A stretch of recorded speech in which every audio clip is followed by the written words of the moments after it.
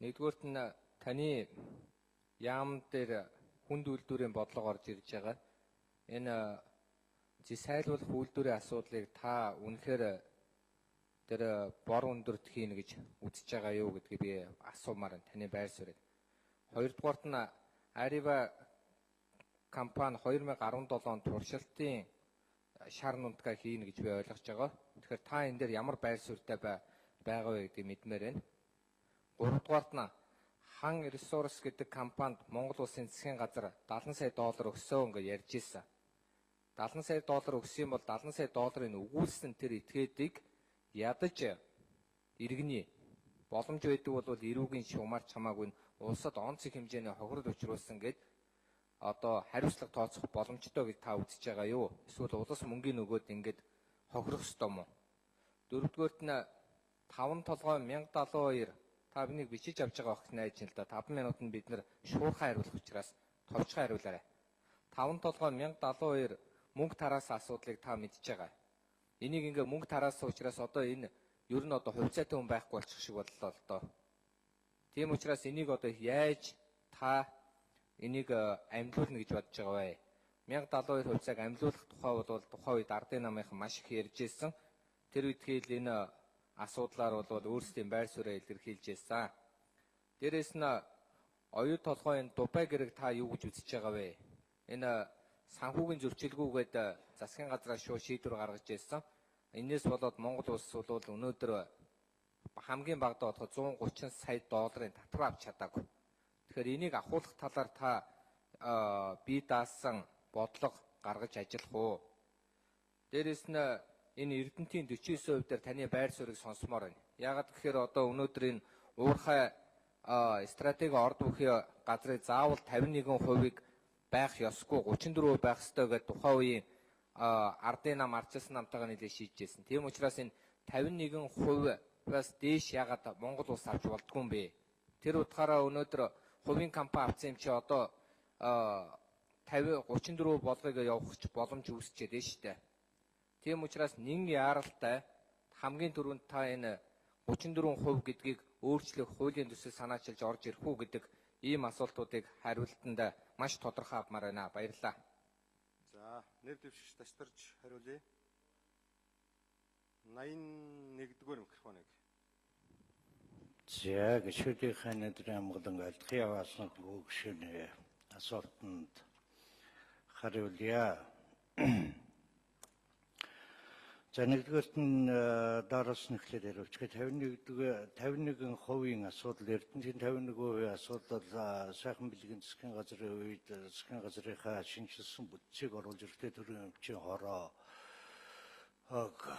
үгүй болгосон. За, үүнтэй уялдаад бол ерөөсөн Монголын төрийн эзэмшилд байх ёстой 51%-ийнх нь эрхэн эрдэсийн хэмжээл сангийн яам хоёрт бол ингээд очсон байж байгаа. Асуудлуудыг бол ерөнхийд нь бол цаг хугацааны хувьд бол наривчилж авч үзэх ёстой. Тэр тогтоолууд нь бол сонгуулийн сурчлагаа эхэлсэн үед гарсан юм байна лээ.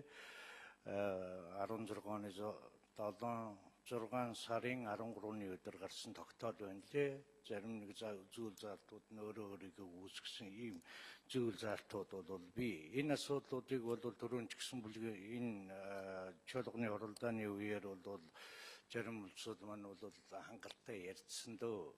Тэгээд энэ асуудал нэг тийшээ тодорхой хэмжээнд шийдэгдээд ирсний дараа төрийн өмчийн 51%-ийн төлөөллийн асуудлыг л гарч авахгүй хангаж ажиллах ёстой гэж ингэж ойлгож байгаа.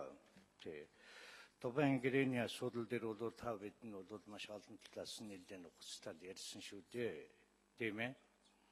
Энэ дээр бол тэр сайхан бэлгийн ерөнхий сайд байсан хүн бол улсын хуралд хэллүүгээр асуудалд ямар шүү байр сууриас хандсан гэдгийг надаар хэлэлцгүй энэ танхимдж байгаа бүх улсууд л мэдж байгаа Монголын ард түмэн ойлгож байгаа гэж ойлгож байна.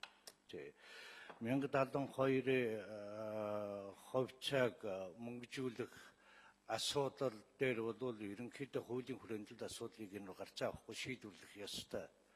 нэгэнтэл бол хувьцааг амьдуулах асуудал ярьж байгаа бол тэнд байж байгаа өнөөдрийн хүчин төгөлдөр үйлчилж байгаа хуулийн хүрээнд тэр санхүүгийн зохицуулах орооноос тодорхой хэмжээнийхэн зөвшөөрөл номыг нь одын хөрөнгийн биржээр дамжуулаад асуудлыг нь шийдээд явчих бодит болцоо байгаа зүйлийг улсын их хурлаар оруулгүйгээр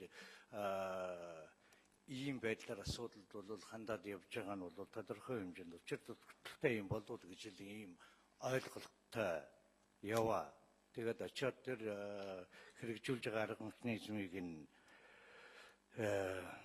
ерөнхийдөө тооцож үзээд тодорхой төвшин засгийн газар дээр үнэлт дүгнэлт гаргах байхаа гэж ингэж бол бодож байна. За баруун дээр тэр зайлуулах үйлдвэр энэ бол аюул олон төрлийн асуудлуудын зангилаа төв асуудал л да. Зүгээр яг хуу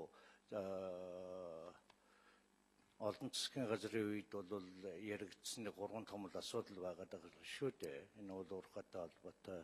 Нэгдүгээрт нь бол тэр нефт нэрх үйлдвэр, зайлуулах үйлдвэр эднэр гэж. Тэгэхээр энэ оюутгалгын хувьд технологийн шийдлэл ашиглалтын тэр технологи хагас үйлдвэрлэлийн туршилтад нэр нь бол явагдаад ирсний дараа цэвэр зис болгох асуудал нь чухам юу байдаг юм багам. Эрдэнэтийн зисийн хувьд бол тодорхой төвшөнд асуудлууд нь шийдэгдсэн байж байгаа учраас эднэрийг ингээд нийлүүлээд жилдээ 2 сая тонн зис боловсруулах асуудал дээр бол төсөл хөтөлбөр нь батлагдаад явж байгаа юм байна лээ. Тэр чухам байрлалын хувьд нь бол зам харилцаа эрчим хүчнийхэн асуудал дээр тулгуурлажил асуудлыг бол хандаж байгаа баха. Тий.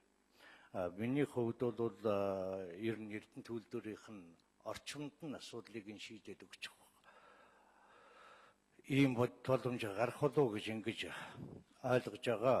За хаан ресурсын хувьд бол тодорхой ойлголт алга даа. Тий.